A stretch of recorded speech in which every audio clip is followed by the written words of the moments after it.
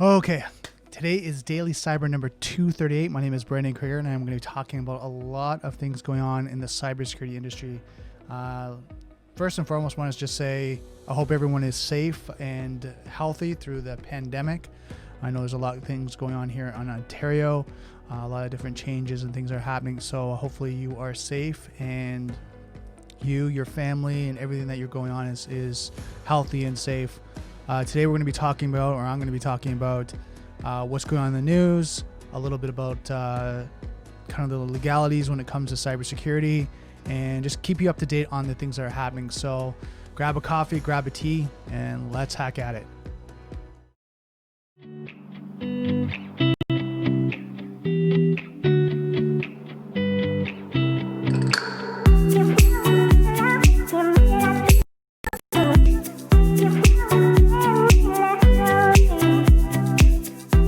I'd like to thank our sponsor for this episode, Usato. Usato is a Canadian-based cybersecurity company that provides 24/7 cybersecurity support and compliance to align their customers' tolerance for risk, their clients, suppliers, and government contractual mandates. Usato's teams focus on using insights to drive business decisions. There's no need to leave strategies to chance, when insights can be used to show what changes need to be made and how to make them. Usato offers multiple services to help companies simplify IT, centralize cybersecurity management, and meet compliance standards. Usato can customize their service to work with your existing IT network and programs. For more information, contact Usato at info@uzado.com or visit their website at www.uzado.com. So I hope you guys again are having a great day. I know it's Monday right now and just a lot of things are going on in the industry, especially when it comes to companies and challenges that people are going through, compliance, through risk, through cybersecurity, ransomware, you name it. There's a lot going on in the industry. So first and foremost, I want to kind of give a little bit of house cleaning tips and recommendations. The podcast is on every Monday at 12 p.m. Eastern Standard Time. So if you want to come out live and chat, you can actually go to YouTube right now. I'm trying to get this on LinkedIn as well, but you can go to YouTube right now, go into the chat. If you have any questions or comments, you can go there and we can talk live. The other thing is through the week, you'll actually see through the podcast, you'll see different areas. I'll have it through DailyCyber.ca. You can go there and check that out, where you can actually see the podcast. Different social sites, you can see it on different streams like iTunes, things like that. Also, you can go to YouTube and watch it there. It's on different social sites, I think Restream as well. So different areas where you can actually consume the podcast. And other thing is some recommendations. What I'm hearing is a lot of colleagues falling through stress, anxiety, kind of what's going on kind of in the industry and just being burnt out. First and foremost, take care of yourself, especially in the IT and cybersecurity field. I find a lot of us are working long hours, extra hours, trying to help, our companies, the people that we work with, provide support. And, through that process of building and growing and maintaining business continuity, things happen where you get tired, you get fatigued, and kind of wear out. So make sure you take care of yourself. Make sure you get lots of sleep, lots of rest. I know this can be stressful times right now for a lot, different people, depending on what you're going through, be it family, maybe someone's, got, COVID or something along that line, and you're kind of worried and stressed. Just make sure you take care of yourself. I think it's so important in this day and age that we focus on our health and well-being. And just want to throw that out there because I'm hearing a lot of my colleagues going through stress right now and taking some time off and trying to rest and repair. So I just want to add that into this because, when it comes to risk, we got to look after ourselves. If we're not healthy, we're not, taking care of ourselves, we can be compromised and get sick, and, we're no help to our family, our friends, and the colleagues and people that we work with. So make sure you take care of yourself. So let's jump into the topic for today. I want to talk a little bit about the legalities. I know, I don't know if you guys have been watching, but through Tuesdays, what I do is I have a CISSP live study group that I work with, Joel Bork, and we go over the CISSP content. Through that, there's a lot of great information that we're covering about different domains and different areas when it comes to preparing for the CISSP. And one of the conversations I've been having more is about due diligence, due care, negligence, liability, and looking at kind of the responsibility about that when it comes to, as an organization, how you have to look after yourself and maintain that. Because if you're not and you get compromised, there's, your negligence of what you should have been doing, through industry standards. And then what happens is you could be actually, fined and maybe even criminally charged with negligence, because what you were supposed to be doing, what, the protection and measures you're supposed to be putting in place, especially if you got an assessment of vulnerability test, security gap assessment, anything along that line, and then you didn't take actions in a reasonable time, and then all of a sudden something happens, you could be held negligible because of that. So doing your due care, doing your due diligence, and making sure things are doing, even if it's in plan and you're working on it. Now, there is, of course, lenience on, things that happen, like the pandemic and you had to transfer staff and things along that line. But if it's like you got a test done in 2017 and you still haven't remediated some of the critical issues in the security, and now it's 2020, that can be an issue. That's something you have to look at. So looking at that and taking care of your responsibilities as a CISO, as a cybersecurity professional, consultant, whatever that may be, especially if you're in the company. This really relates to people inside the company, right? Your CFO, your CISOs, kind of that C-suite that are getting these tests and are looking after cybersecurity, be it compliance, be it risk, be it the technology, making sure that you're taking care of that and making sure you're doing your due diligence. Right. And it could be in your internal staff, or if you need resources, you can, outsource it to external staff that will be able to help you. So, and there's MSSPs and, security consultants and all these types of people that can be available to help you. So really doing that right now. And I know it's a hard time to talk about that, especially when companies are focusing on business continuity, looking at forecasting, looking at their financial forecast over the next, 90 days, 6 months, 1 year, and kind of trying to figure out where are we going to be.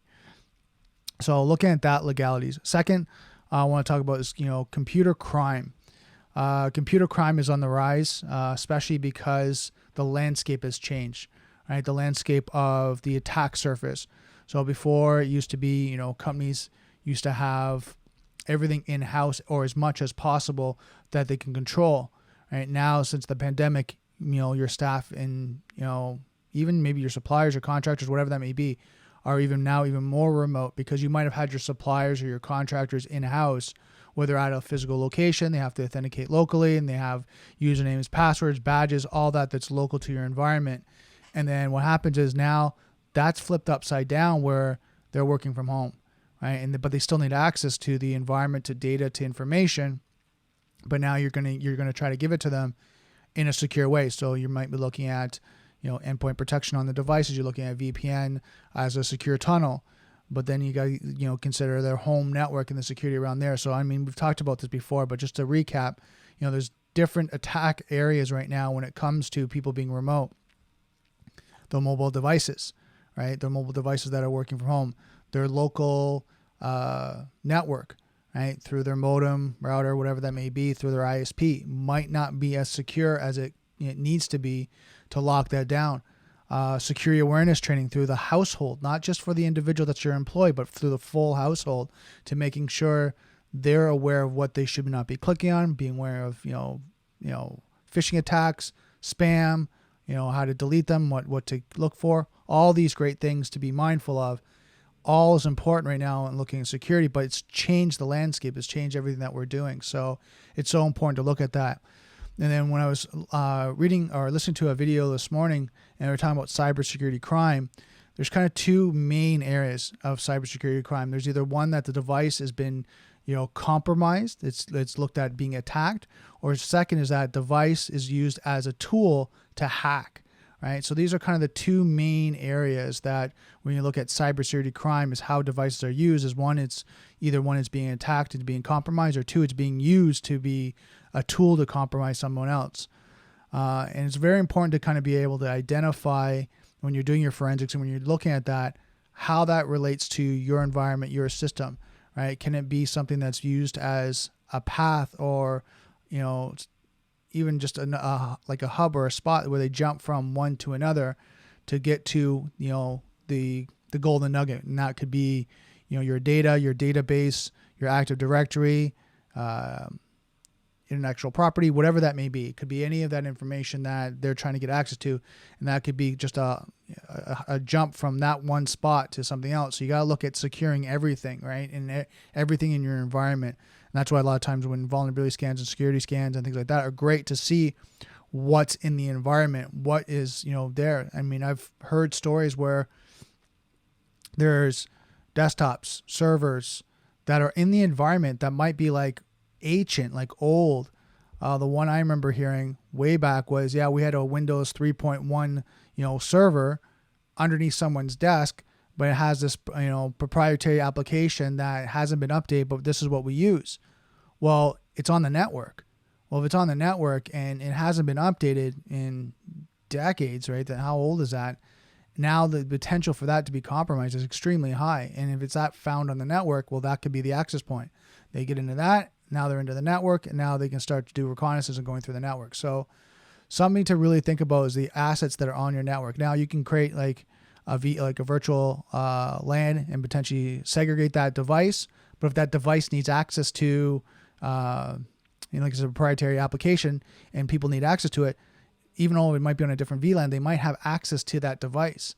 So something to really think about when you look at, devices and all that. And then when you look at software, right, you look at the liability of software and making sure everything is up to date, it's patched, right? And if you have archaic software, that it's, secure as best as possible. And if it's something that's newer versions out there, that you start to look into that, because you want to make sure your environment's secure.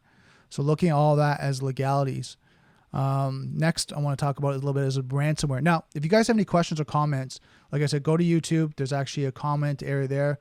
Put a comment in. I'm watching actually the feed right now as I talk, and I can provide any information or just answer any questions. Or, if you guys have feedback for me, let me know. It's good to kind of hear what's going on in the industry on your side. So talking about ransomware, let's talk about that. I was going to pull up an article, and I'll pull that up a little bit later, but ransomware is increasing, and we're seeing more and more attacks. And I know going through Feedly today, we're seeing more and more attacks on ransomware, and it's just becoming more prevalent, right? For people to do their due diligence on having a breach readiness plan, making sure they have that plan, and they do a tabletop exercise, especially now because of the pandemic.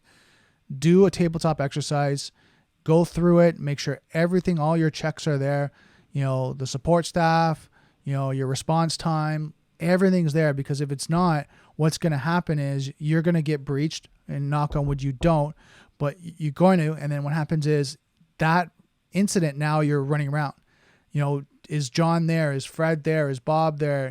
Is the supplier, the vendor that we work with, are they available? And then maybe they're not. Maybe they're short-staffed. They're running on a skeleton team. Maybe their SLA and their service level agreement response time now has gone from 4 hours to 10 hours because they had to lay off some staff. What does that mean for the impact of your business?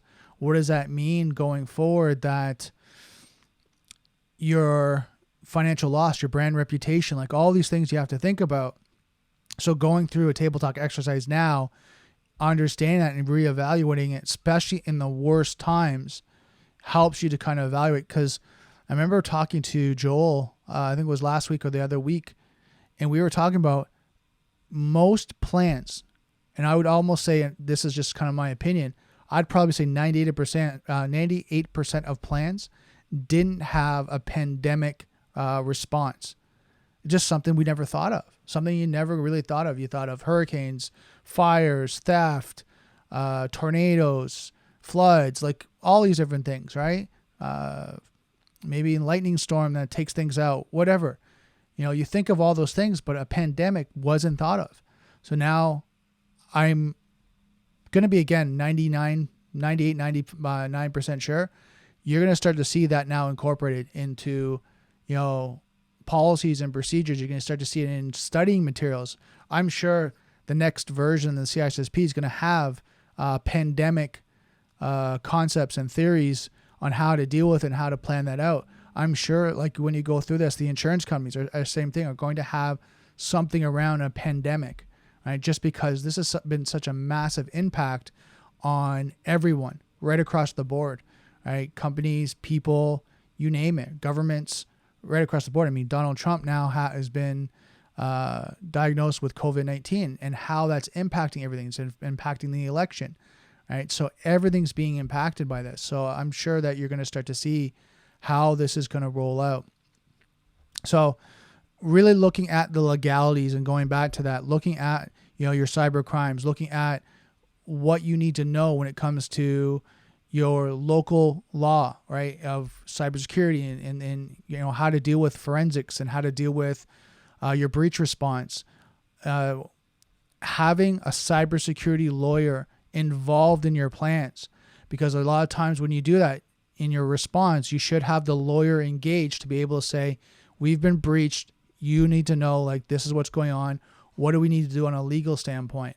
Right? And then you're going to have you also cut your PR. So if it's your marketing company, or maybe you have an outside PR company. So it's almost like you have a war room with everyone in that war room having that discussion and going through that at that time. And then as you're going through your breach response plan as a tabletop exercise, having those people there to be able to go through what would they do, what do they need to do, and making sure it's all documented, making sure you're going through the process and looking at timelines and implementation. If you have to do a marketing campaign or a PR campaign at that time, what does that mean? What does that really entail? Right? And how do we get that done? Now you're looking at remediation recovery. Like, what does that mean? If you're looking at forensics, what can we shut down? What can we not shut down? What do we need to have for forensics?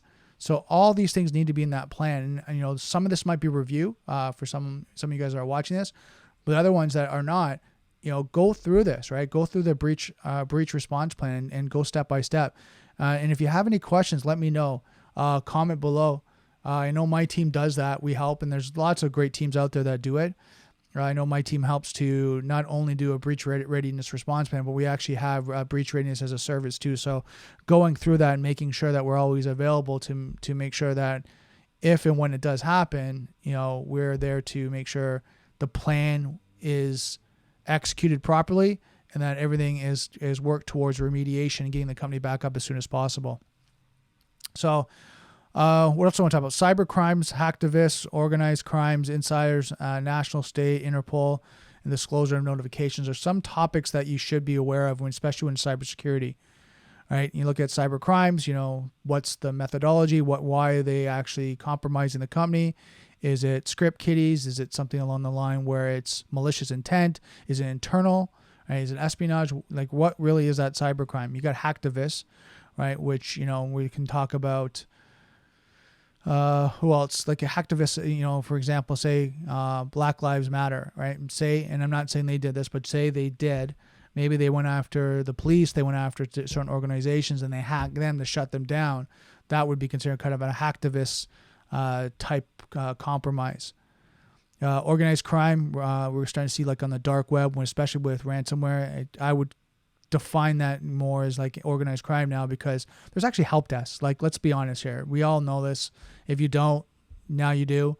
There's actually help desk and support when it comes to ransomware. And if you ever need to, if you want to purchase these, and I recommend and highly recommend you don't, you stay away from it. But if that was, your motive, whatever, there's actually help desks that will actually walk you through it on the dark web. So on a security standpoint, on us that are defending, it makes it harder just because the support that they're getting is global, right? For these tools, right? It's a whole global support team.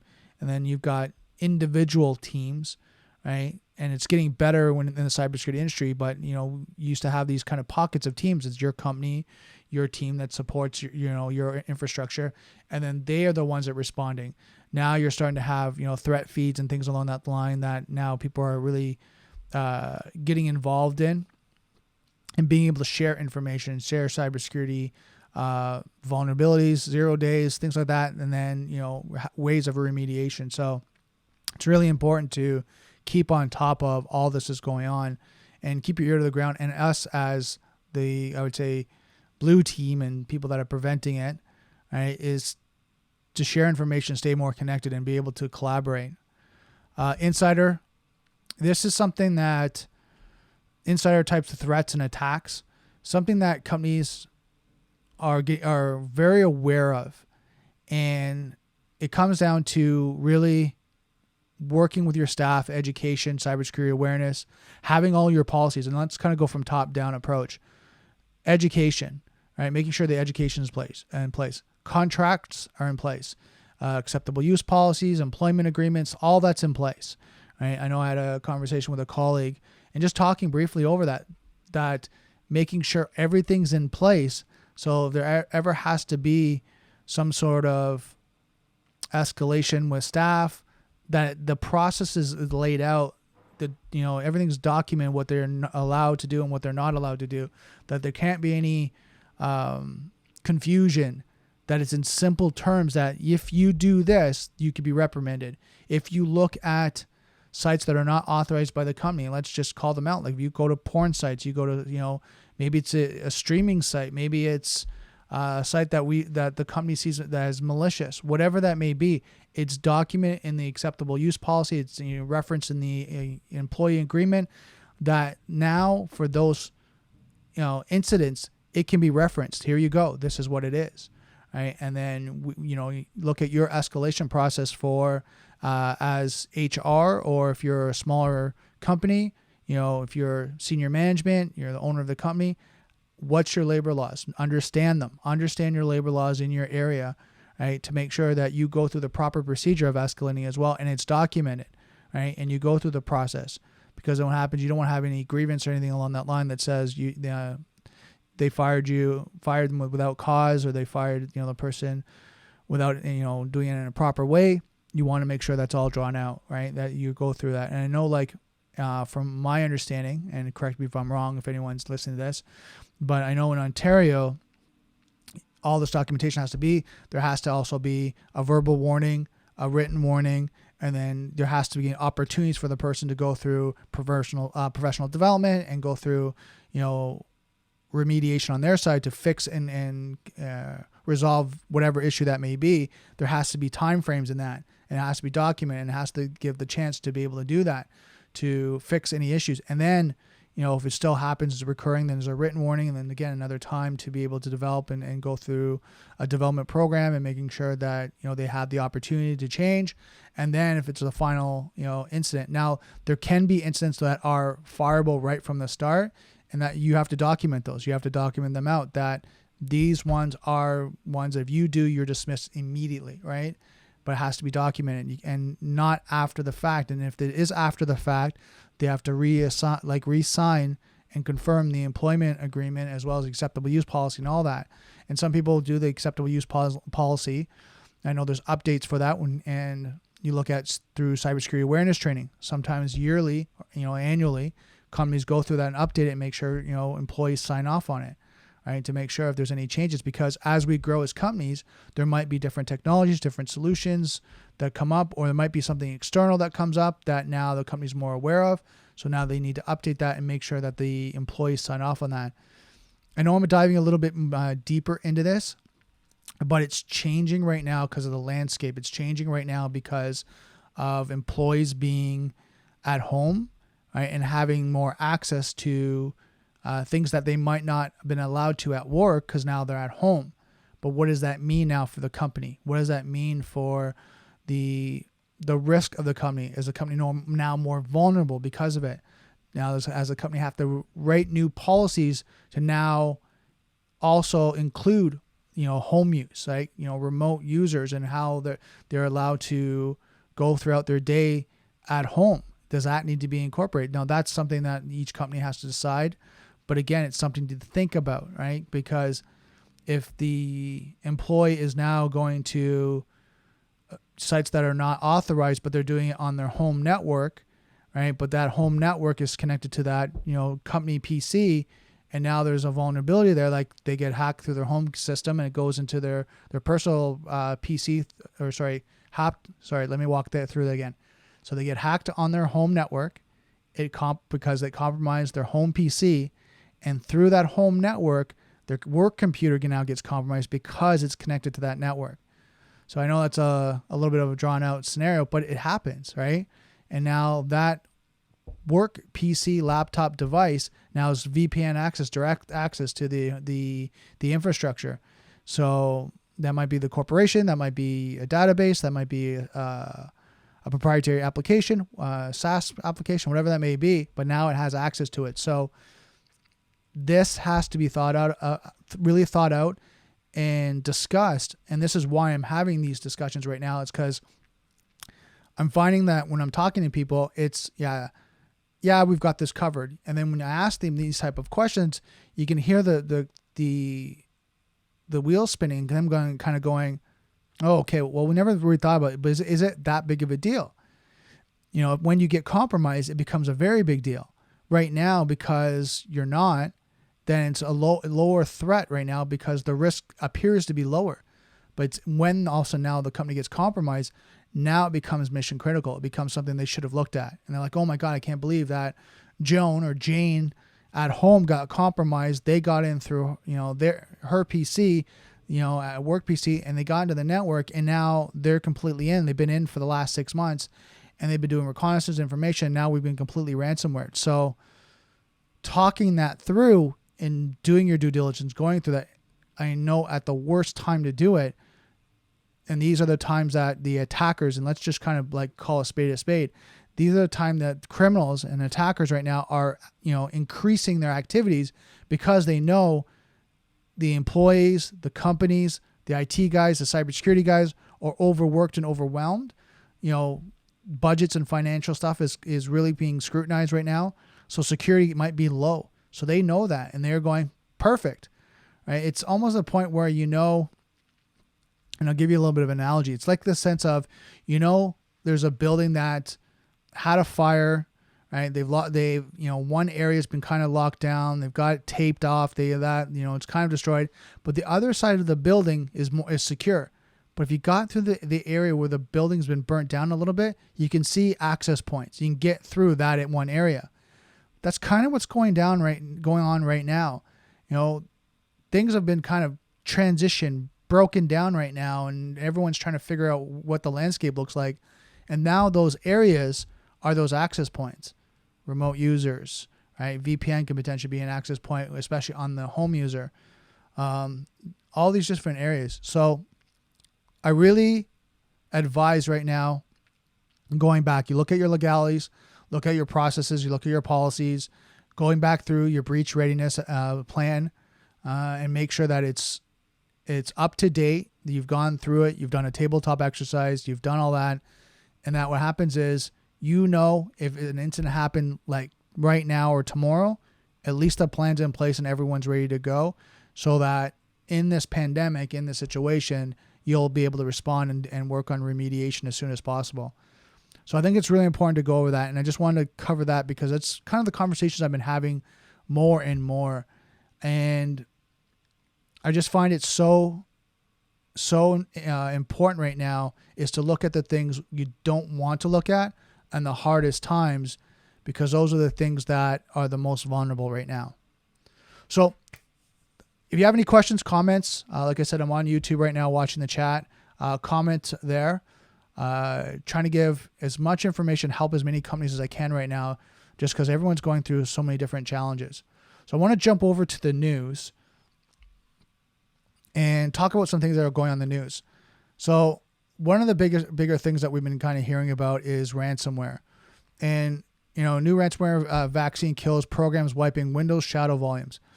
So we're seeing this on Windows. And this is something that I found was an interesting article just to cover and just talk about. Now, if you're not familiar with shadow volume on Windows, it's the equivalent of, I'm trying to think of, Time Machine. That's what Time Machine on a Mac. And basically what it does is it makes copies as you're going through your day-to-day of your data, so you go back and you recover it, and you can go back historically and recover it. So as you're recovering it, you can kind of go back an hour, a day, whatever that may be, and recover it. Well, through the ransomware, they're actually through this ransomware, they're actually deleting the volumes. Right, the delete volume shadow copies using Microsoft VSSadmin.exe program. So they're shutting that down and deleting the backups, right, through this ransomware. So what happens is when you try to restore, the data's are not, the files are not there. So this is why, and I'm just using this as an example, but this is why backups are so important to have your backup program so it's off-site and you can do a forensic investigation on making sure the data is actually validated, it's been cleaned, and there's no malware on that. Because even one company I heard about was they were restoring from their backups, thinking that the backups were clean, and then as soon as they got backed up, they got ransomware again.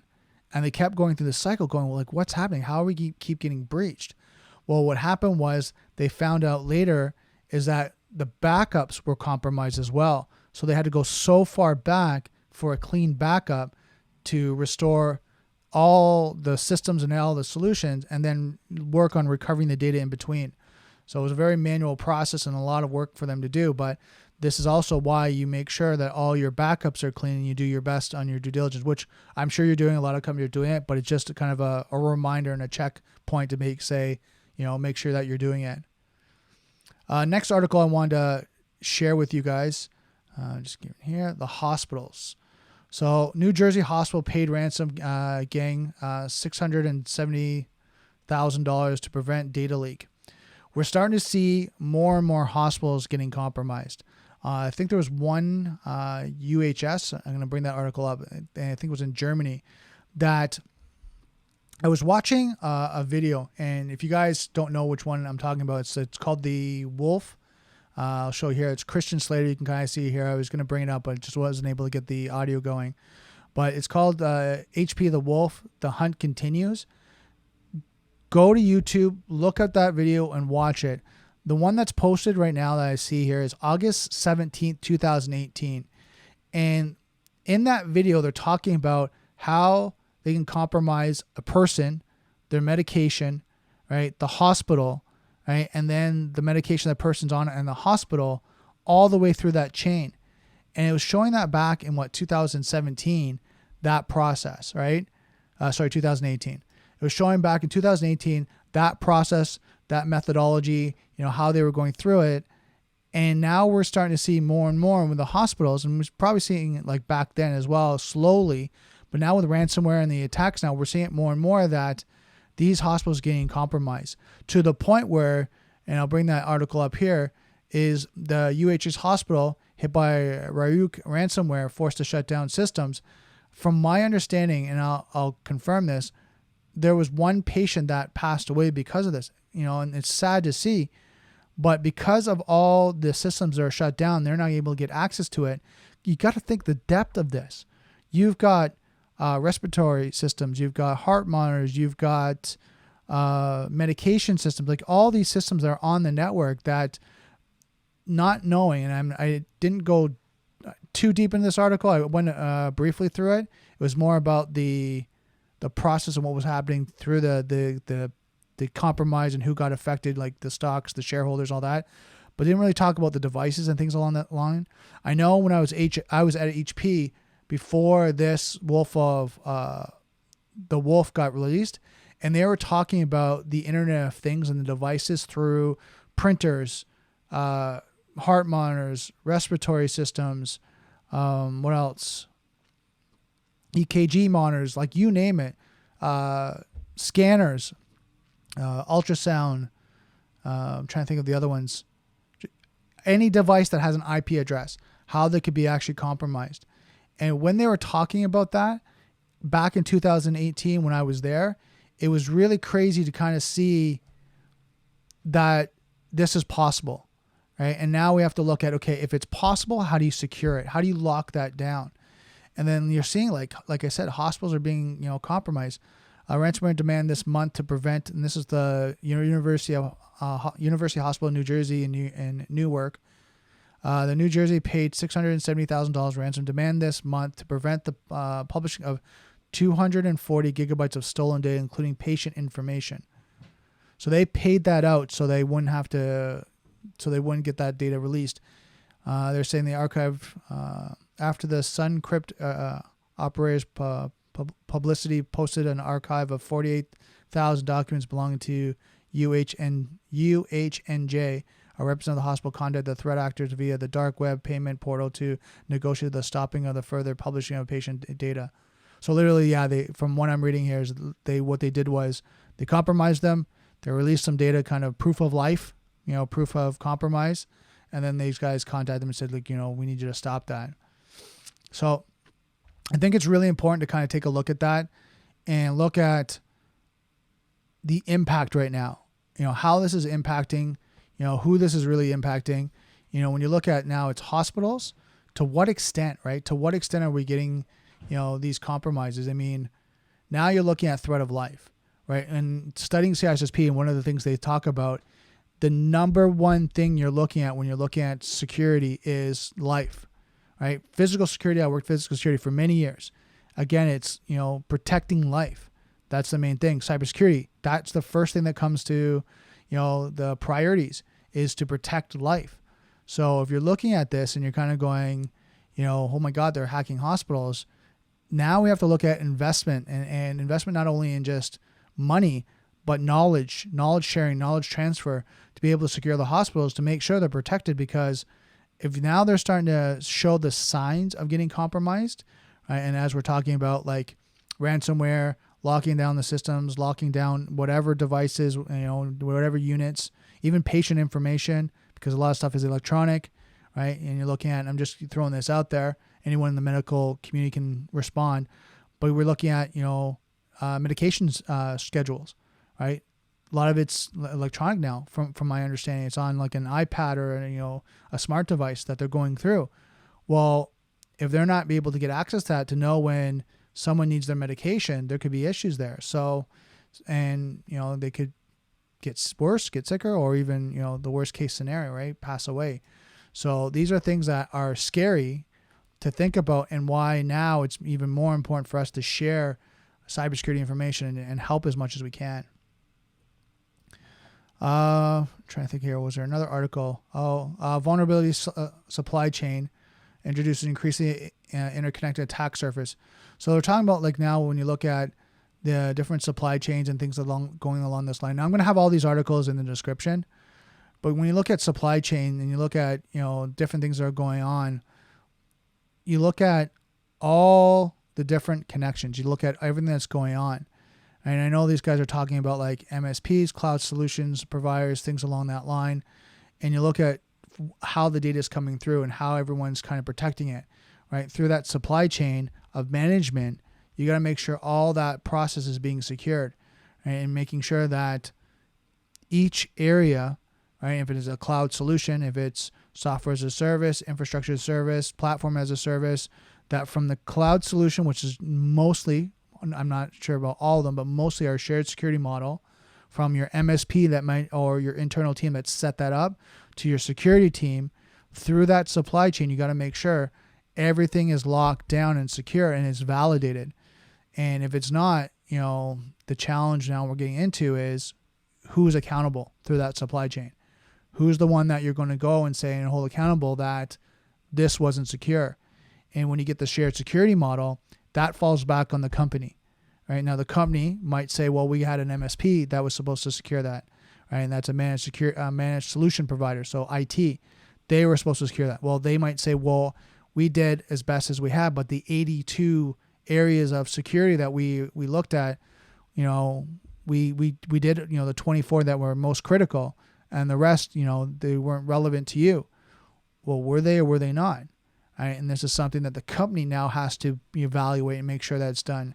And sometimes what we recommend is when a cloud solution is implemented and set up, having a third-party validation to validate the security. So having a company do an assessment, right? Do an assessment on that environment, that configuration, and making sure that it's secure, making sure that they've gone through their due diligence and making sure that everything's there. And then getting a report, right? Getting a report with a roadmap and saying, here, well, here's how you graded.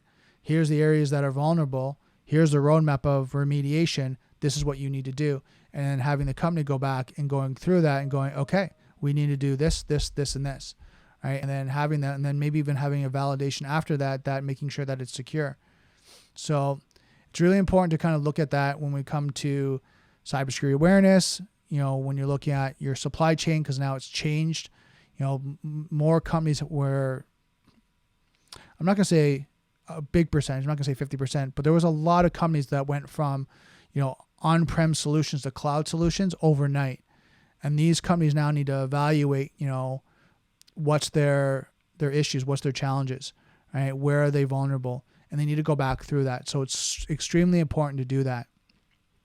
Trying to think, was there anyone else? Oh yeah, the last article, 4.83 million DDoS attacks reported globally in H1 2000. So something I wanted to cover when it comes to and we don't hear much of them, the denial of service attacks right now, but we're starting to see like something where a lot of traffic, a distributed denial of service attack that goes to a certain company and shuts them down. So now they can't do any activities because there's so much traffic shutting down their perimeter, shutting down their network, and they're not able to do any activities. I think it's something that we need to kind of just keep in mind of. We're hearing more in the news, ransomware, but you also have to keep it in mind of the arrest that's going on, all these other types of attacks, all these other type of challenges that are going on, to make sure that we're secure, right? And make sure that you're keeping monitored. So hopefully your internal team is doing it. If not your internal team, hopefully have some sort of SIM that's monitoring kind of alerts and keeping you up to date on things that are going on, and that you have a team that's monitoring those alerts, right? False positive, false negatives. They're tuning that. They're constantly modifying the SIM to make sure that it's up to date. They're looking at any of the threats that are going on and making sure that they're keeping that up to date. Because if they're not, the biggest challenge comes down to is if they miss something or they're not paying attention, there could be a compromise that was right there. They saw the alert, but either one, too busy, weren't paying attention, didn't have it tuned properly, right? The SIM, now they missed it, and now someone could be in their network, right? Someone could be in your network, and they could be going through and doing some reconnaissance. And this could have been, yesterday, 3 months ago, whatever that may be. So it's good to have a good, strong team and, just have a conversation with them, how things going, what's going on, right? Have it, on a frequent basis.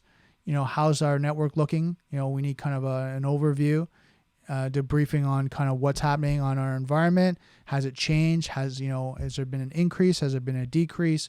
What do we need to be looking at?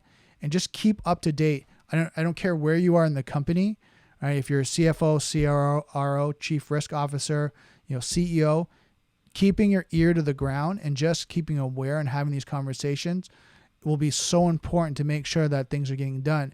Because it's when they're kind of like ignored and they're looking after it, that's when things start to happen.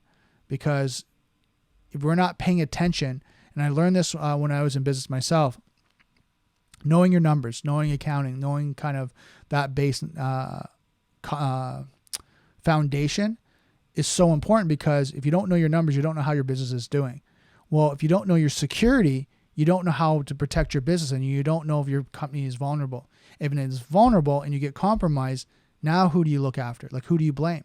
Well, my point is you start with yourself and you work your way down. Damn it, I should have been keeping an eye on it, should have been looking after it. No, I'm not saying be hyper vigilant, but keep going, like keep understanding kind of what's the landscape, what's going on. Just keep your ear to the ground. Have good people around you that keep you educated, right? That's going on with your company, what's going on in the industry. So what happens when you talk to your teams, they can educate you and they can kind of tell what's going on. And if something's not sitting right, we're talking about ransomware. And if ransomware is not sitting right, and they're not kind of talking about what's going on, ask them good questions.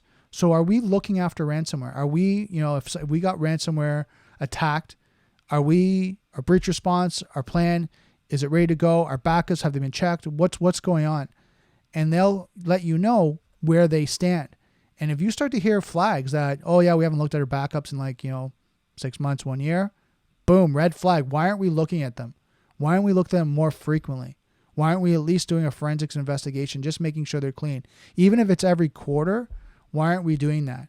Why aren't we just kind of having some sort of tool? Or maybe there's tools out there that you can do and evaluate them and make sure that they're all up to date, on-site and off-site backups, right? And making sure that they've been, evaluated and clean, because if you ever have to restore, you want to have that confidence that, they're good. We've already had them tested. We already had them checked. So I know I covered a lot of information. A lot was kind of going on today. And I mean, there's just so much going on when it comes to cybersecurity. Again, there's a lot I covered. Talked about legalities, some things to look at, labor laws, your policies, procedures, governance, kind of things along that line, and just different areas that you need to kind of be aware of. I know there's a lot of information. Go back, listen to this, watch this again. Let me know if you have any questions, because I know there's just so much to cover when it comes to cybersecurity, especially if you're a small company, a mid-sized company, and you're doing so much right now to sustain your business, keep business continuity, keep the supply chain going. I know I was talking to someone this morning that their manufacturing plant was shut down because what was happening in Montreal. And now they have to wait for manufacturing. They have to wait for things to be built. And so now it's kind of this frustration on their side is like, how do we do this? How do we keep going if things keep, being held up? And I think it's really important right now to make sure you're doing your due diligence on these sides, right? Like I'm talking about security, and this is why I'm doing these podcasts and reminding people of the things that I'm finding, that I'm seeing, that I'm going through day in and day out, is to have these conversations and kind of go through each and every kind of process, each kind of discussion that I'm going through, to share it with you. So it's a reminder that, okay, I got to look at that. I got to do this. Okay, yeah, that's right. I got to check in and make sure, because the more diligent we are on these security measures, the better our security posture is, and the better protected we are and our organization is. So a lot of information, a lot to cover today. Let me do a little bit of housekeeping here. If you want to listen to this podcast live, it's going to be on Mondays at 12 p.m. Eastern Standard Time. Come out. I'm going to post them through LinkedIn, on YouTube, Twitter, wherever you're following me. I want to have a great conversation with you over lunch, and just have, talk about cybersecurity and cybersecurity awareness to keep everyone up to date on what's going on. I want to thank you so much for, coming along with a podcast. If you like this podcast, please like, comment, and share. Share it with a colleague. Share it with someone that you know, business owner. Get this message out. It's so important for people to be protected, and just know and be aware of what's going on with cybersecurity. So I'm going to leave you off there. I just want to remind you, don't forget, software is hackable, being connected is vulnerable. I'll see you next Daily Cyber.